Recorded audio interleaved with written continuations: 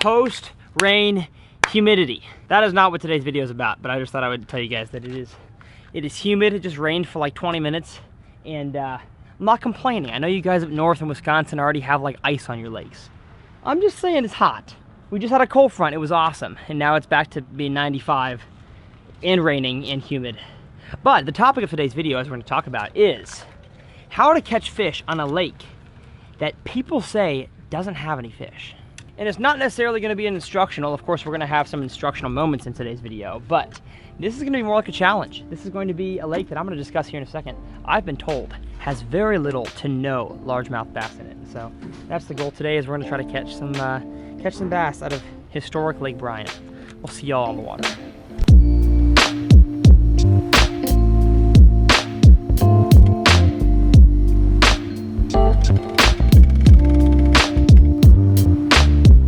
First impressions, this lake looks like trash.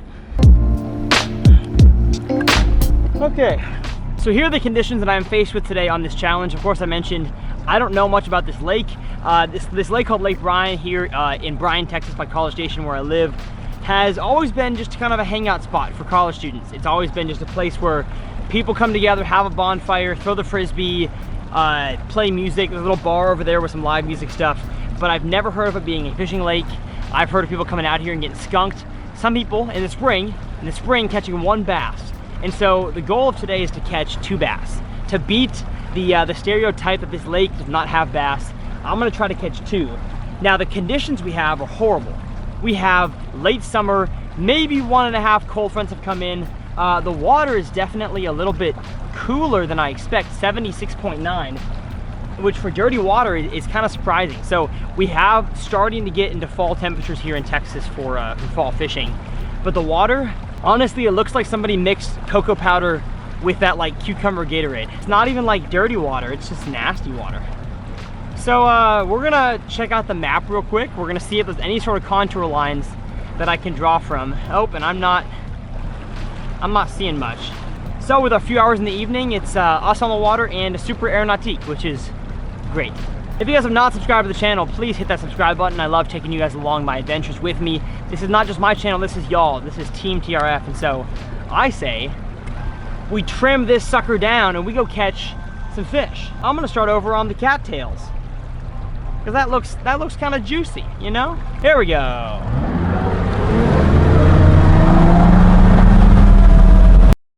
All right, trolling motor's in the water. We're gonna get ourselves out spinnerbait. Every color that we use today is going to be some sort of chartreuse, orange, black, and blue, just because of this water clarity. But one thing I'm seeing, I don't know if you guys can see this or not, but first off, we're in 1.5 feet here, and it's sand bottom, and I don't think these cattails actually have any water on them. It looks like they're completely like dry. Wow, okay.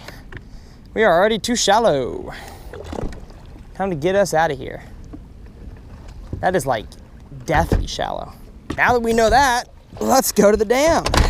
Now that I am at the dam, we are going to put on the one bait that fits for these conditions right here. The dirty water, riprap bank fishing, and that is the chartreuse blackback squarebill. Gotta love it. I was looking like on the graph we are sitting at 6 feet here, right off the shore, so that's good. Backlash is not good. Adjust your stinking brakes, Tyler. Gee. Heyo, I just had a fish. He ate it like real easy. He ate it like really soft and then pulled off. There he is. There he is. Hey, it's a bass. Hey, it's a bass. Hey, it's in the boat. Let's go. Heck yeah. Oh, and he got off. He got off. Ouch, ouch. Get in the bottom of the boat. Wow. Bass number 1 on the dead lake. Look at that fish, y'all. It's like, it is weirdly colored. It's got yellow on the fins. The entire mouth is covered in yellow.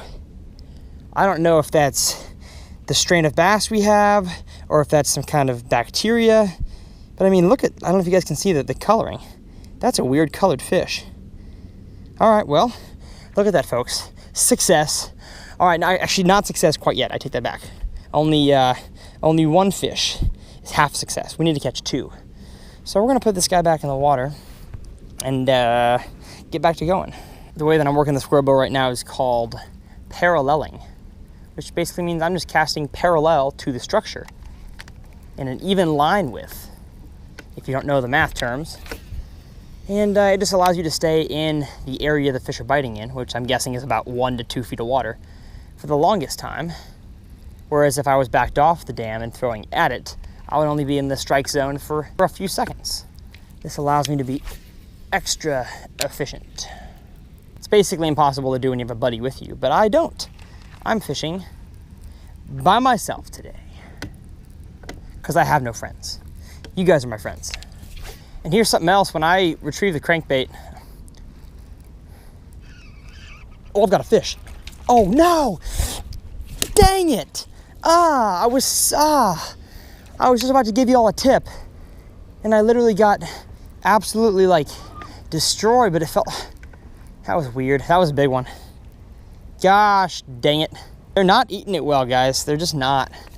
So I'm wondering if the square bill is not necessarily the right choice. Yeah.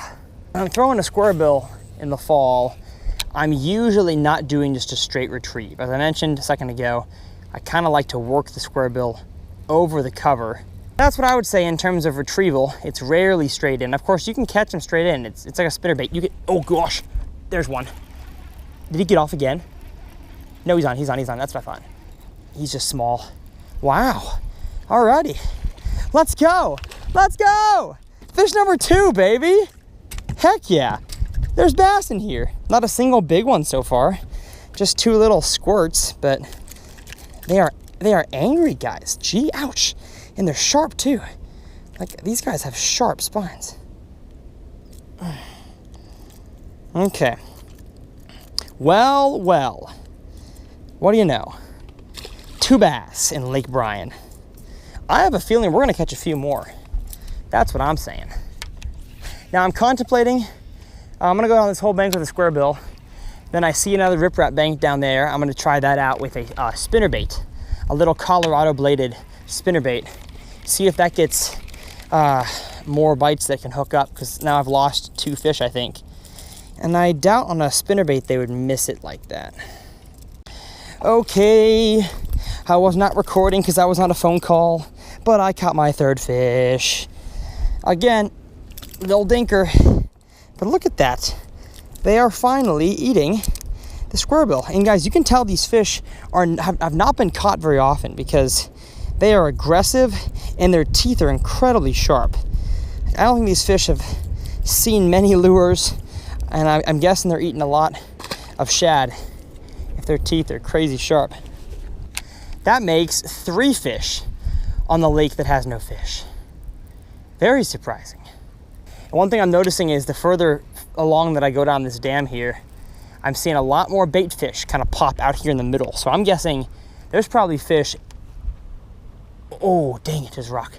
I'm guessing there's many fish, not just on the bank, but off the bank here. That's a weird spot for a rock. That's pretty original. Yes, I'm the only person. Oh my gosh, I got a fish on. One sec. Oh, dang it, I lost it. Oh no, I don't, I have him. Jeff, I got a fish on right now. Well, holla back. All right, bye. All right, there we go. I was just on the phone with a Bass Pro Tour angler, and I got a dang fish. Gee, okay. See, these fish aren't very big, like in size wise, but what they have is some stature. I mean, like that's a thick Texas fish. That thing probably almost weighs 2 pounds, and it is maybe 14 inches. That's a healthy fish. Okay, I need to call back my buddy. This is fun. Phone call done, and y'all, I see shad popping on this bank up here like crazy. Have a feeling I'm about to go to town. To TOWN. My neck is getting burned. I feel like I need to put sunscreen on. I'm gonna do that. Listen to your mothers, kids. Put sunscreen on, you're gonna get melanoma. Well, I almost forgot to do the sponsor of today's video, and that is Amphibia Eye Gear. If you guys are looking for a new pair of sunglasses, give Amphibia a try. Why? Because they float. Look at, they float. That's amazing.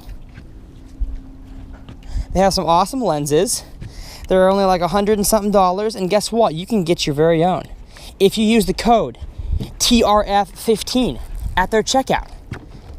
It helps me make a living, and you guys get a pair of awesome sunglasses for a good price. Why would you not? Shop below. They got tons of frames, tons of lens colors, and they're just an all-around good group of people that I'm happy to promote. You guys know that I do not promote companies that I don't believe in and people I don't like. And that right there is somebody that I like and that I believe in. There's one. First cast back with the square bill. Okay, yep. I know that I'm throwing the right bait, folks. Because, oh yes, get in here, let's go. Like I said though, they're not eating it very well. They're coming off as soon as I swing them in the boat. Wow, lots of fish. I gotta post this one on Instagram. If y'all don't follow me on Instagram, you need to. These fish are definitely following the bait fish like they should in the fall, because all the bait fish was back there. None of it's up here, and I'm not getting a single bite up here either. So last cast, and then we're gonna head to a different riprap area. I've only missed 2 and I've caught, I think, 6. Yep, there we go. Like, okay, found the bait. Also, I don't think I need to switch hooks. The fish are eating it well enough. All right, they're not eating it amazing, but it's good enough to catch them. If I was getting tons of bites and I was continually losing fish, then I would switch. All right. Once again though, nothing bigger than 1.5 pounds, but they are healthy, healthy fish. These seem like pond fish, to be honest. They don't seem like lake fish. If you guys have not hit that like button yet, please consider doing that. It's free. It takes like 0.5 seconds to click the like button. It impacts your life in no way, but it impacts my life in huge ways. Because the YouTube algorithm, in order to give me more subscribers and more views, it says, hey, this video has a lot of likes.